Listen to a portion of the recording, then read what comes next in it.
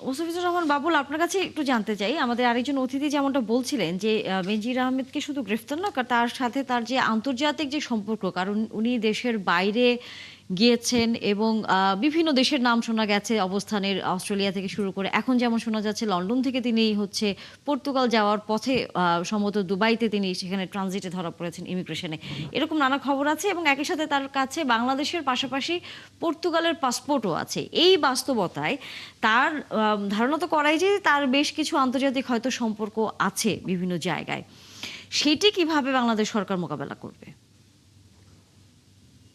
না, বাংলাদেশ সরকারকে তো এইসব চ্যালেঞ্জ মোকাবেলা করেই তাকে বাংলাদেশে ফেরত আনতে হবে।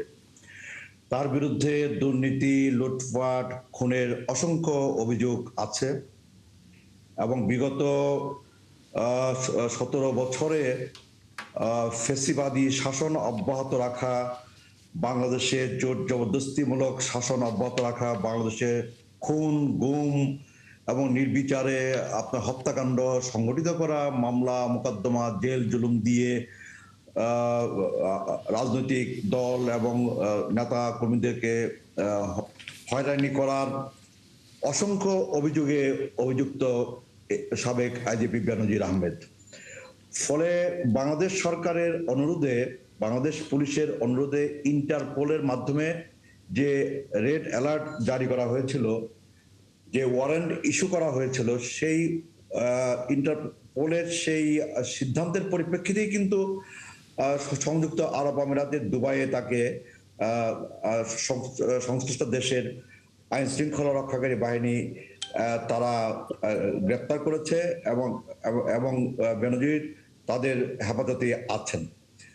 তো বাংলাদেশ সরকারের স্বরাষ্ট্র মন্ত্রণালয় এবং পররাষ্ট্র মন্ত্রণালয় তারা ইতিমধ্যে সংযুক্ত আরব আমিরাতের পররাষ্ট্র দপ্তর এবং স্বরাষ্ট্র বিভাগের সাথে আলাপ আলোচনা শুরু করেছে এবং বাংলাদেশের পক্ষ থেকে সংযুক্ত আরব আমিরাতকে অনুরোধ করা হয়েছে যে দ্রুত তাকে বাংলাদেশের কাছে ফেরত দেওয়ার জন্য।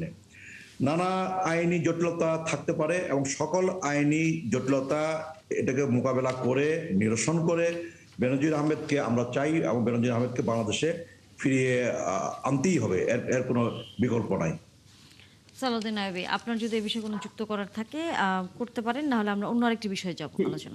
আমি একটু যুক্ত করতে চাই। দেখুন, আমি সদিচ্ছার কথা কেন বলেছি, আমরা একেবারে মন থেকে প্রত্যাশা করি এবং দেশবাসী প্রত্যাশা করে এই ধরনের ক্রিমিনালদের দেশে ফিরিয়ে নিয়ে আসার মধ্য দিয়ে আইনের শাসন প্রতিষ্ঠিত হোক এবং বিচারিক ব্যবস্থার মধ্য দিয়ে সত্যিকার বিচার হোক।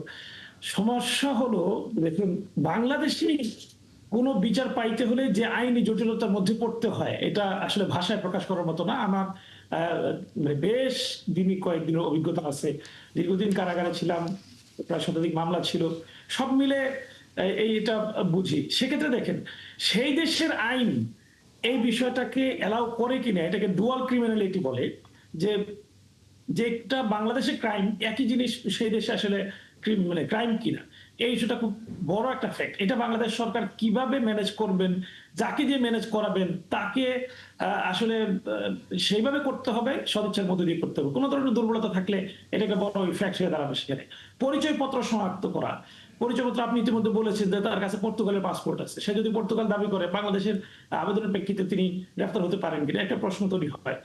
এক্ষেত্রে একটা বড় ইস্যু হলো গ্রহণযোগ্য অনুবাদ। এটা মানে সে দেশের আদালত আরবি ভাষাভাষী, বাংলাদেশের বা ইন্টারন্যাশনালি যে ল্যাঙ্গুয়েজ অ্যাকসেপ্টেড, সেটা অনুবাদের ক্ষেত্রে অনেকগুলো ক্রাইম দেখা গেছে যে এমন ভাবে উপস্থাপন করা হয়েছে অনুবাদটা আসলে আদালত করেনি। কূটনৈতিক তৎপরতা, এটা একটা মেজর ইস্যু। তৎপরতাটা কতটুকু চলবে, আমলাতান্ত্রিকতার মধ্য দিয়ে আমরা দেখি যে অনেক সময় কূটনৈতিক তৎপরতার অভাবে বলেন বাংলাদেশের নানান জটিলতার কারণে এটা একটু পিছিয়ে যেতে পারে। মামলার নথিপত্রের গ্রহণযোগ্যতা, যিনি বা যে কর্তৃপক্ষ, পুলিশ কর্তৃপক্ষ বলেন বা স্বরাষ্ট্র মন্ত্রণালয় বলেন বা সরকারের যে পক্ষ কাগজগুলো দিবেন, তাদেরকে বায়াস করা, সে নানাভাবে এটাকে ম্যানিপুলেট করার চেষ্টা করতে থাকবে। কিন্তু সর্বশেষ দেখেন, রেড নোটিশের মাধ্যমে সে গ্রেফতার হয়েছে। রেড নোটিশের ইন্টারপোলের সদস্য দেশগুলোর একটা অনুরোধ, এটা কিন্তু গ্রেফতারি পড়ো না, একটা অনুরোধ পত্র। এই অনুরোধ পত্রের মানে মেজর ইস্যু হলো সাময়িক গ্রেফতার। এবং যাচাই বাছাই করার প্রক্রিয়া। এই সাময়িক গ্যাপরা বা যাচাই বাছাই করার মধ্য দিয়ে যদি বাংলাদেশ সরকারের দুর্বলতা প্রকাশিত হয়, বাংলাদেশ সরকার কোনো কারণে ফেল করে, তাহলে দেখা যাবে তিনি আসলে এখান থেকে ছাড়া পেয়ে তার বেশি অস্বাভাবিক কিছু না। কিন্তু আমি মনে করি যে যেহেতু সরকার সদিচ্ছার মধ্য দিয়ে এটাকে সংসদ পর্যন্ত নিয়ে এসেছে, খুব শক্তভাবে উপস্থাপন করেছে, আমার বিশ্বাস সরকার এই ক্ষেত্রে সর্বোচ্চ সতর্কতার সাথে এটাকে ডিল করবে এবং নথিপত্র সহ যত ইস্যুগুলো তৎপরতা বলি, ডুয়াল ক্রিমিনালিটি বলি, এই ইস্যুগুলোকে খুব ভালোভাবে হ্যান্ডেল করবে এবং এই এত বড় একজন ক্রিমিনালকে দেশে ফিরিয়ে নিয়ে এসে বিচারের যে ব্যবস্থাটা সেটা নিশ্চিত করবে, এটাই আমরা প্রত্যাশা করি। এবং সেই ক্ষেত্রে নিশ্চয়ই তার জন্য আমরাও একটু হয়তো মাত্রই তো ঘটনা ঘটলো, আমরা সময় দেই সরকারের এই যে কূটনৈতিক যে আলোচনা চলবে সেটি আসলে কতদূর এগোয় আমরা নিশ্চয়ই আমরা দেখতে পাবো। যে বিষয়টা নিয়ে এই মুহূর্তে আসলে আলোচনা করতে চাই সালাউদ্দিন আইয়ুবী, সেটা হচ্ছে আপনাদের যে একজন কুমিল্লার বহিষ্কৃত নেতা জিসান, তিনি এখন কোথায়? দেখুন, তিনি সরকারের বক্তব্য অনুযায়ী তিনি নিজে আত্মগোপনে ছিলেন, কিন্তু আপনারা জানেন কিনা জানি না, তিনি সরকার এই কথা বলার পর থেকে কোথায় আছেন, কিভাবে আছেন, এই তথ্য তার পরিবার, তার বন্ধু বান্ধব, এমনকি তার সংগঠন ইসলামী ছাত্র সংঘ সব কাউকে জানতে দেওয়া হয়। একাধিকবার ছাত্র শিবিরের পক্ষ থেকে, জামাত ইসলামের পক্ষ থেকে, পরিবারের পক্ষ থেকে পুলিশের কাছে যাওয়া হয়েছে জানার জন্য যে কোনো মানে ক্রিমিনালকে গ্রেফতার করার 24 ঘন্টার মধ্যে আদালতে উপস্থাপন করতে হয়, 24 ঘন্টার মধ্যে তার আইনজীবীর সাথে সাক্ষাতের সুযোগ দিতে হয়। এই কাজগুলো কিন্তু সরকার এই সুযোগগুলো এখন দিচ্ছে না। সুতরাং এটা বলার মানে আমরা সদুত্তরের কোনো সুযোগ পাচ্ছি না যে সে কোথায় আছে, কিভাবে আছে, তার ব্যাপারে যে এলিগেশন গুলো আনা হয়েছে, মিডিয়াতে প্রকাশিত হয়েছে, এটা যাচাই করার কোনো সুযোগ কিন্তু এখন আমরা পাইনি। আরেকটা রহস্যজনক বিষয় হলো, যিনি আসলে অপরাধী না, যিনি আসলে ভিকটিম, যাকে বলা হচ্ছে ভিকটিম, যে মেয়ের ব্যাপারে অভিযোগ করা হচ্ছে, সেই মেয়ে এবং তার পরিবারের সদস্যদের সাথেও কারোর সাথে কথা বলার কোনো সুযোগ দেওয়া হচ্ছে, মানে বিভিন্ন জায়গা থেকে যোগাযোগ করা হচ্ছে, কোনো সুযোগ দেওয়া হচ্ছে। এটার মধ্যে একটা রহস্যজনক বিষয় রয়ে গেছে। সবচেয়ে বড় কথা হলো যে তাদের সাথে কথা বলতে না পারার কারণে তাদের অবস্থান বা তাদের এখন কিন্তু বিভিন্ন গণমাধ্যম তো এর মধ্যে বলছেন যে পুলিশের পাহারায় তিনি বর্তমানে কুমিল্লা মেডিকেল কলেজ হাসপাতালে আছেন। ধন্যবাদ, আমরা তো মেডিকেলের চিকিৎসার জন্য তাদেরকে ধন্যবাদ জানাবো, কিন্তু এটা কি মানে আসলে স্বাভাবিক নয় যে তিনি যদি হাসপাতালে থাকেন তার আইনজীবী তার সাথে দেখা করতে পারবে? এটা তো মানে according to law it's allowed, এটা সুযোগ আছে। আমি হাসপাতালে ছিলাম অসুস্থ হয়ে, আমার সাথে আমার আইনজীবী দেখা করেছে, সুতরাং এটা অ্যালাউড, আদালত কোর্ট অ্যালাউ করে, কিন্তু কেন সরকার অ্যালাউ করছে না আমি তো জানি না। মোস্তাফিজুর রহমান বাবুল, আপনারা কেন হচ্ছে বিষয়টি এত সহজ করে দিচ্ছেন না? না, আপনার জিসানের পক্ষ কেন অবলম্বন করতে হবে এটা আমার কাছে বোধগম্য না। জিসানের বিরুদ্ধে সুনির্দিষ্ট অভিযোগ, জিসান দর্শনের সাথে জড়িত, জিসান ভ্রূণ হত্যার অভিযুক্ত, জিসান আপনার এই অভিযোগ থেকে নিজেকে বাঁচাবার চেষ্টা থেকে আত্মগোপনের আপনার নাটক সাজিয়েছিলেন, এটা সত্য। জিসান পুলিশের হেফাজতে মেডিকেল কলেজ হাসপাতালে চিকিৎসাধীন আছেন, জিসান মুখ খুলছেন না, এটাও সত্য। আমি মনে করি যে জিসানের বিরুদ্ধে যে অভিযোগটা উত্থাপিত হয়েছে এবং যে অভিযোগে জিসানকে পুলিশ হেফাজতে নেওয়া হয়েছে, আপনার এই জিসানের পক্ষ অবলম্বন করা কিংবা জিসানকে আপনার সেভ করার কোনো চেষ্টা একটি দায়িত্বশীল রাজনৈতিক দল কিংবা সংগঠনের পক্ষ থেকে থাকা উচিত না। অবশ্যই আপনার প্রয়োজনীয় আইনি সহায়তা এটা থাকতে হবে এবং একই সাথে আপনার জিসানের বক্তব্য জানবার আপনার এবং বক্তব্য ও পেশ করবার সুযোগ থাকতে হবে এবং ভিকটিম ওই মহিলা, তার বক্তব্য, তার পরিবারের বক্তব্য, সেই বক্তব্য জানবার শুনবার সুযোগ এটা থাকতে হবে।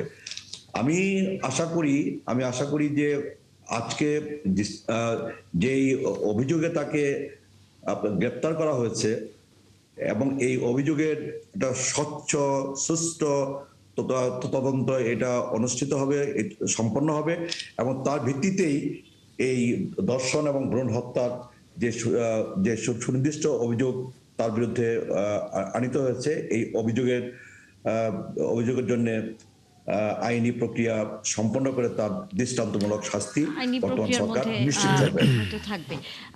কামরুদ্দিন সবুজ, আমরা গণমাধ্যমগুলোতে বিভিন্ন খবরে দেখছিলাম যে বিএনপি এবং তার অঙ্গ সংগঠনের বেশ কয়েকজন নেতাকর্মীরা হত্যার শিকার হয়েছেন।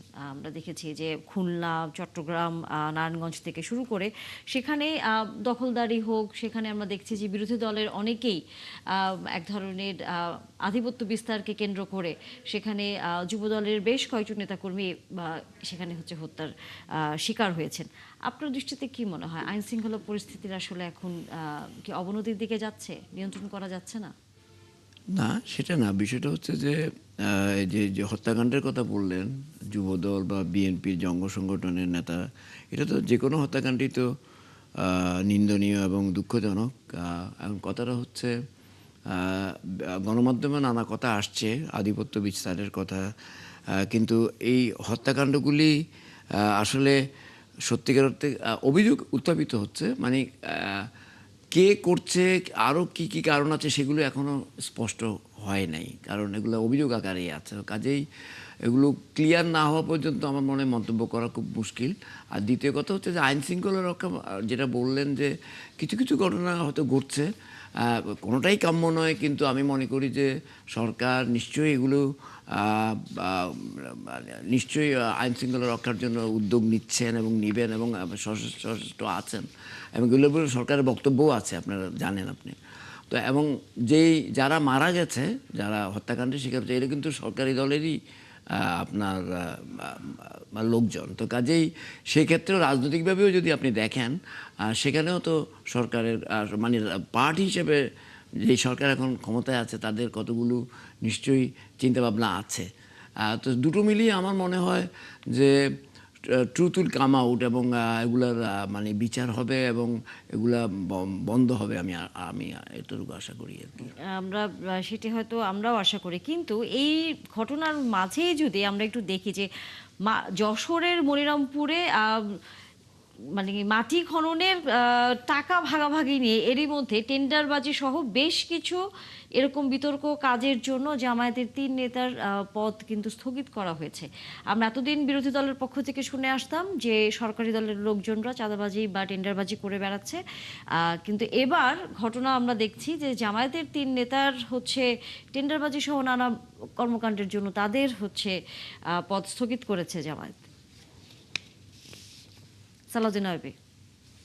জি জি, ধন্যবাদ আপনাকে। আপনি মানে আজকে যে ঘটনার কথা বলেছেন, এটা কোথায় ঘটেছে এই তথ্য আমার কাছে নাই। এটা আপনি যশোরের মনিরামপুরের ঘটনা।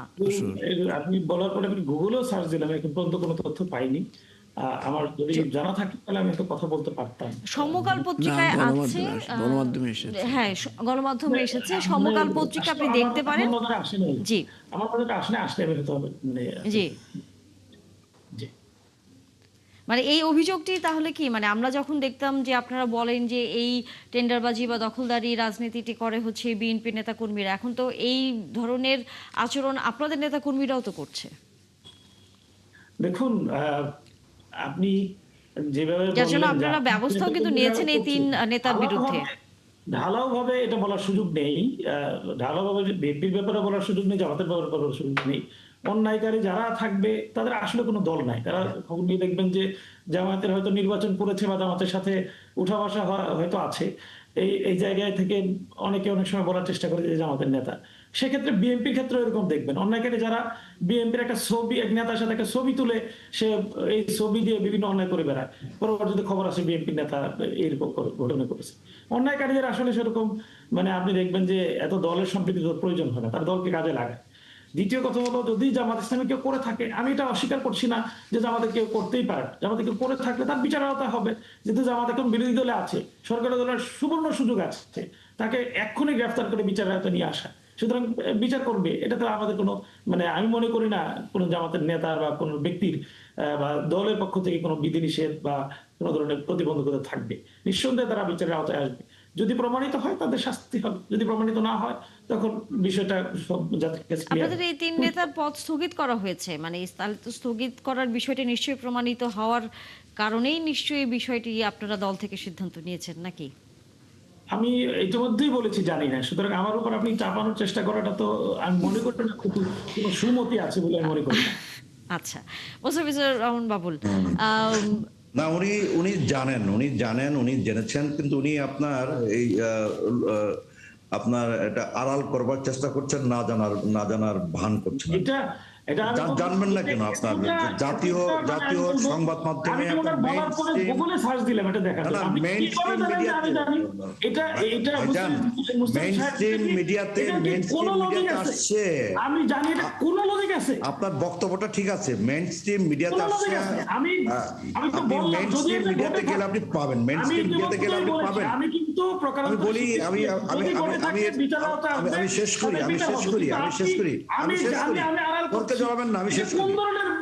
আমি শেষ করি, তারপর আপনি বলেন। তর্কে জড়াবেন না প্লিজ, তর্কে জড়াবেন না। আমি শেষ করি, তারপর আপনি বলেন। আমি বলি না, আমি বলি মেইনস্ট্রিম মিডিয়াতে আছে, আপনি মেইনস্ট্রিম মিডিয়াতে যাবেন। আমি কি মেইনস্ট্রিম মিডিয়াতে আজকে সারাদিন ছিলাম? না, যেমন ধরেন যে আপনার আজকে আপনার ওই বক্তব্যটা সঠিক ছিল, আপনার ওই বক্তব্যটা সঠিক ছিল যে জামাতের সাথে সম্পর্কিত কেউ না কেউ আপনার অপকর্মে জড়িত হতে পারে না, এমনটা তো আপনি বলছেন না, দাবি করছেন না। জামাতের সাথে সম্পর্কিত কেউ না কেউ কোথাও না কোথাও কোনো দুষ্কর্মের সাথে অপকর্মের সাথে জড়িত হতে পারে, এবং তার বিরুদ্ধে জামাত দলীয় ব্যবস্থা গ্রহণ করবে, তার বিরুদ্ধে আপনার আইনি ব্যবস্থা, পুলিশি ব্যবস্থা গ্রহণ করা হবে। তার বিপক্ষে তো আপনারা না। সারা বাংলাদেশে আপনার বাংলাদেশ নানা অপরাধ সংঘটিত হচ্ছে, নানা দুষ্কর্ম সংঘটিত হচ্ছে, খুন ধর্ষণের নানা ঘটনা সংঘটিত হচ্ছে, কোথাও কোথাও নানা রাজনৈতিক দলের সম্পৃক্ততা পাওয়া যাচ্ছে, যেমন জিসানের বেলায় পাওয়া গেছে, যেমন মনিরামপুরে পাওয়া গেছে, যেমন আবার চট্টগ্রামে আপনার খুন খারাপি হচ্ছে। সেই খুন খারাপির ঘটনায় বিএনপি এবং বিএনপির অঙ্গ সংগঠনের আপনার সম্পৃক্ততা পাওয়া যাচ্ছে। ফলে আমরা কি চাই? আমরা চাই যে আমরা সারা বাংলাদেশটাকে আমরা একটা সন্ত্রাস মুক্ত বাংলাদেশ হিসেবে দেখতে চাই।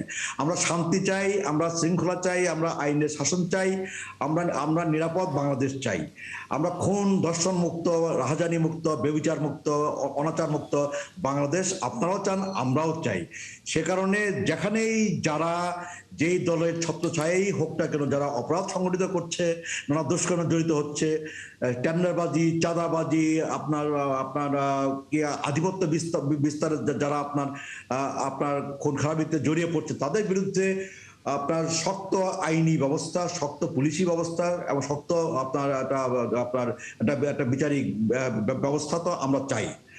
এবং সে কারণেই আজকে চট্টগ্রামে যা ঘটছে আমরা তা সমর্থন করব না, এবং চট্টগ্রামে এই ঘটনার আমরা অবসান চাই, এবং এই ঘটনার সাথে যারা জড়িত তাদের আশু গ্রেপ্তার চাই, এবং তাদের দৃষ্টান্তমূলক শাস্তি চাই, এবং জিসানের বিরুদ্ধে যে অভিযোগটা উত্থাপিত হয়েছে। আমরা বিভিন্ন সময়ে এই যে গত কয়েক যদি ঘটনাগুলো একটু নজর দেই, সেখানে বিএনপির বিভিন্ন অঙ্গ সংগঠনের নেতাকর্মীরা হত্যার শিকার হচ্ছেন তাদের আরেক পক্ষের, অর্থাৎ অন্য আরেক দলের অথবা তার সংগঠনের অন্য নেতার মাধ্যমে, অর্থাৎ আধিপত্য এবং একই সাথে দখলবাজির যে বিষয়টি বারবার বিএনপির দিকে আঙ্গুল তোলে বিরোধী দল, সেটি কিন্তু দিনকে দিন কিছুটা হলেও কিন্তু প্রতিষ্ঠিত হয়ে যাচ্ছে, যে ভিতরে বিশৃঙ্খলা দলের ভিতরে থাকার কারণে এই হত্যার শিকারটি বিএনপির দলের নেতাকর্মীদের বেশি হতে হচ্ছে।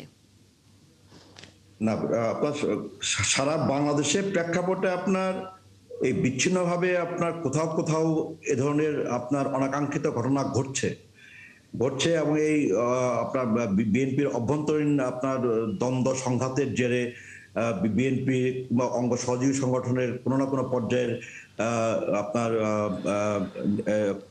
নেতা কর্মীরা তারা হত্যাকাণ্ডের শিকার পর্যন্ত হচ্ছে।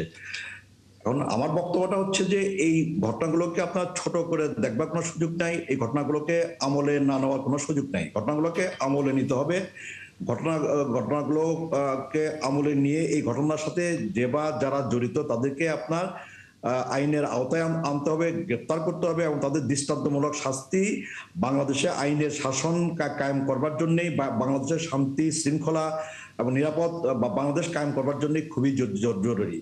এবং আমাদের দলের পক্ষ থেকেও যারা দুষ্কর্মের সাথে জড়িত হয় কিংবা দুষ্কর্মের অভিযোগে যারা অভিযুক্ত হয় তাদের বিরুদ্ধে কিন্তু আমাদের দলের পক্ষ থেকেও কিন্তু সর্বোচ্চ সাংগঠনিক শাস্তিমূলক ব্যবস্থা ইতিপূর্বে গ্রহণ করা হয়েছে, এখনো গ্রহণ করা হচ্ছে, সামনেও গ্রহণ করা হবে। দল কখনই কোনো আপনার সন্ত্রাসী কোনো চাঁদাবাজিকে প্রশ্রয় আপনার দেয় নাই এবং প্রশ্রয় দিবেও না।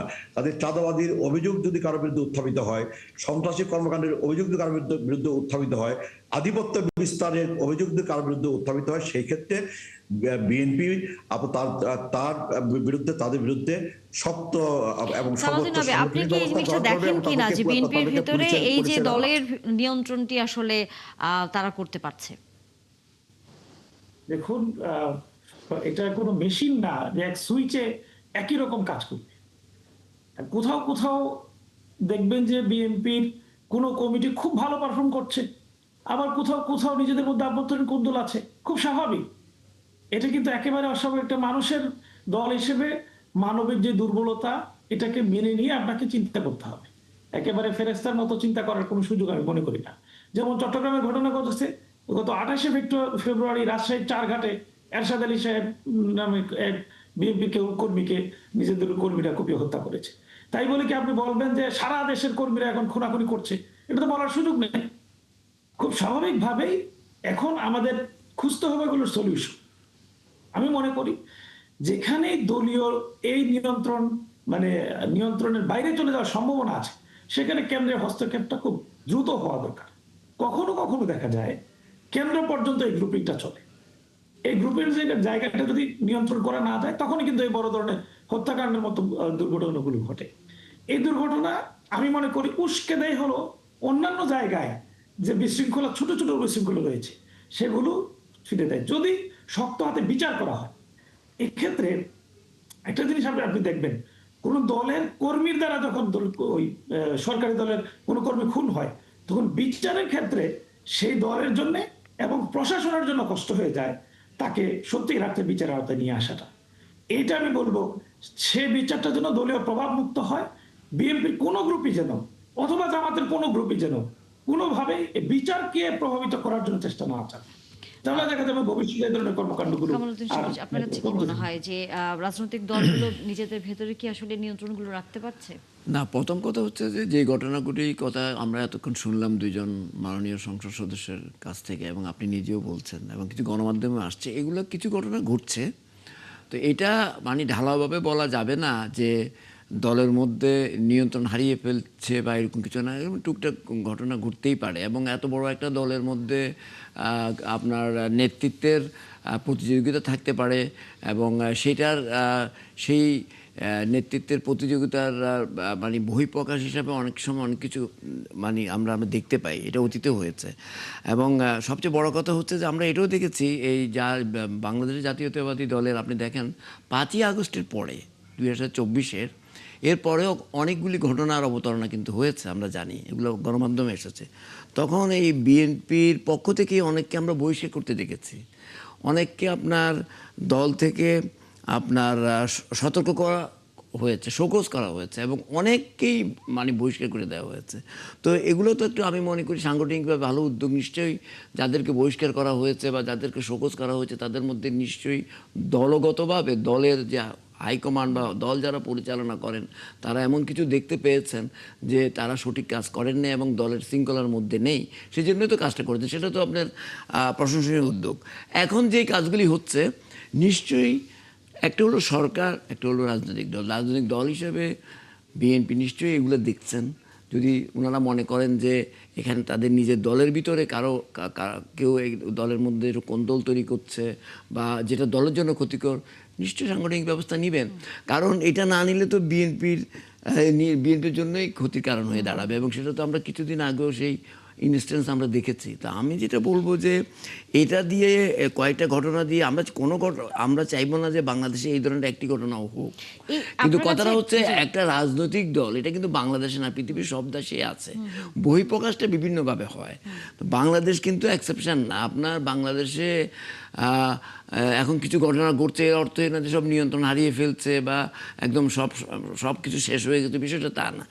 আমি যেটা মনে করি যে এত বড় একটি রাজনৈতিক দল, তাদের কতগুলি সাংগঠনিক প্রক্রিয়া আছে, তাদের কতগুলি নজরদারি আছে, সেগুলো নিশ্চয়ই দেখছেন। এটা দেখছেন না বলে তো আমার কাছে মনে হয় না। আমি তাই মনে করি। কিন্তু এই দলীয় কোন্দলগুলোর কারণে আপনার কাছে কি মনে হয় যে ফ্যাসিস্টদের ফিরে আসার কোনো সুযোগ আসলে তৈরি হয়ে যায় কিনা, বা তারা এই সুযোগটা নিতে পারে কিনা? না, এটা একটা ভালো, এটা তো আপনি যেটা বললেন যে এটা ফেসিবাদ আবার ফিরে আসতে পারে না। আপনি যখন একটা বিএনপি একটা সর্ববৃহৎ রাজনৈতিক দল বাংলাদেশে, তো এখন তারা যদি কোনোভাবে কোনো জায়গায় কোনো দুর্বলতার সুযোগ তৈরি করে, ইচ্ছায় অনিচ্ছায় হোক, তাহলে তো ফেসিবাদ তো যার কথা বলছে, প্রশ্নটা করছেন, তারা তো শুধু বিএনপি না, যে কোনো একটা মানে অস্বাভাবিক ঘটনার মধ্যে দিয়ে নিজেদেরকে আবার আপনার সিনে আনার চেষ্টা করবে, সেটা প্রত্যক্ষভাবে হোক বা পরোক্ষভাবে হোক। তারা তো বাংলাদেশের, যেহেতু তারা এখন ব্যাকফুটে চলে গেছে রাজনৈতিকভাবে, তাদের রাজনৈতিক কর্মকাণ্ড নিষিদ্ধ আমরা সবাই জানি, এবং যেহেতু তো তারা তো চাইবেই, কিন্তু সেইটাও নিশ্চয়ই রাজনৈতিক দল হিসেবে বিএনপি আপনার খেয়াল রাখবেন, কারণ সেটা তো দল হিসাবে এবং সরকার হিসাবেও তো বিএনপির জন্য মানে আপনার সমস্যা তৈরি করতে পারে। তো কাজে এটা যারা দেশ পরিচালনা করছেন তারা নিশ্চয়ই এটা দেখছেন। আর এটা তো আপনি যে ফেসিবাদের যে কথা বলছেন, এটা এর আগে আমরা বিভিন্ন সময় দেখেছি। এখন তো মানে 5ই আগস্টের পরে 2024-এর অনেকগুলি ঘটনা বাংলাদেশে হয়েছে, আমরা জানি, যেগুলো গণমাধ্যমে এসেছে এবং নানা আলোচনাও হয়েছে, টক শোতেও আমরা এসব আলোচনা করেছি। তারা কিন্তু এসবের মধ্যে দিয়ে কিন্তু ইনফিল্ট্রেট করেছে কিন্তু। তো এবং সেগুলো পুলিশের কাছেও আছে, গোয়েন্দা সংস্থার কাছেও সেসব রিপোর্ট টিপোর্ট, সেগুলো নিয়ে আলোচনা হয়েছে। তো কাজে সেই বিষয়টা তো এখনও রয়ে গেছে। তাদের হয়তো নেতা নেত্রীরা দেশ থেকে চলে গেছে, পালিয়ে গেছে, কিন্তু তাদের তাদের সমর্থকরা তো রয়ে গেছে। তো সমর্থকরা আপনার এই কোনো অস্বাভাবিক কোনো কিছু যদি পায়, সেই সুযোগটা তো গ্রহণ করার চেষ্টা করতেই পারে। তো সেক্ষেত্রে রাজনৈতিক দল হিসাবে যারা ফেসিবাদ বিরোধী আপনার আন্দোলনের নেতৃত্ব দিয়েছে, বিএনপি এবং ইভেন জামাত সহ এবং অন্যান্য, তারা নিশ্চয়ই বিষয়গুলি দেখবেন। না দেখলে তো তাদেরই জন্য কোনো সময় ক্ষতির কারণ হয়ে দাঁড়াতে পারে। অবশ্যই আমরা আসলে চাইবো যে আইন শৃঙ্খলা পরিস্থিতির বিষয়টি নিয়ে কঠোর অবস্থানে আরো থাকবে হচ্ছে সরকার, যাতে কোনোভাবেই যেন পুরনো কোনো ধারা ফিরে না আসে এবং দেশে আইন শৃঙ্খলা পরিস্থিতি আসলে সাধারণ মানুষের পক্ষে যেন থাকে।